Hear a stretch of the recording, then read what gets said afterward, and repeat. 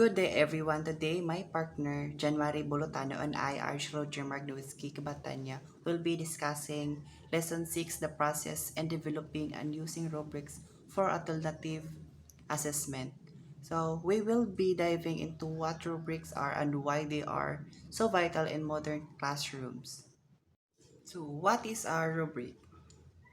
So a rubric is an assessment tool that specifies the performance expectation for any kind of student work, particularly those that are not traditional in nature, such as portfolio, outputs, or project performances, collaborative work, and research.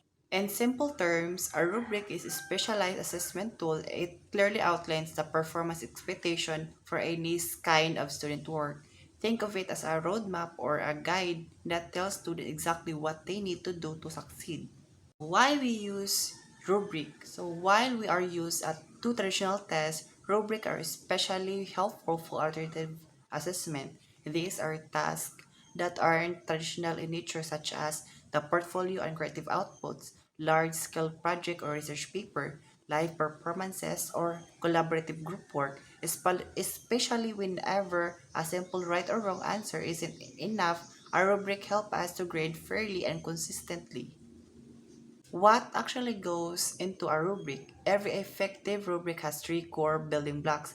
The criteria, these are the specific ingredients or aspects of the performance we are looking at. For example, in speech, this might be eye contact or clarity. Number two, descriptors. So this explain the specific characteristic of each criterion. They describe what good versus excellent looks like, so there's no guesswork. Number three, performance level. This identify at the student's level of mastery. This is usually a scale like 1 to 4 or beginner to expert. So by using these three features, we ensure the students know exactly what they expected of them and teacher have a clear, objective way to measure success.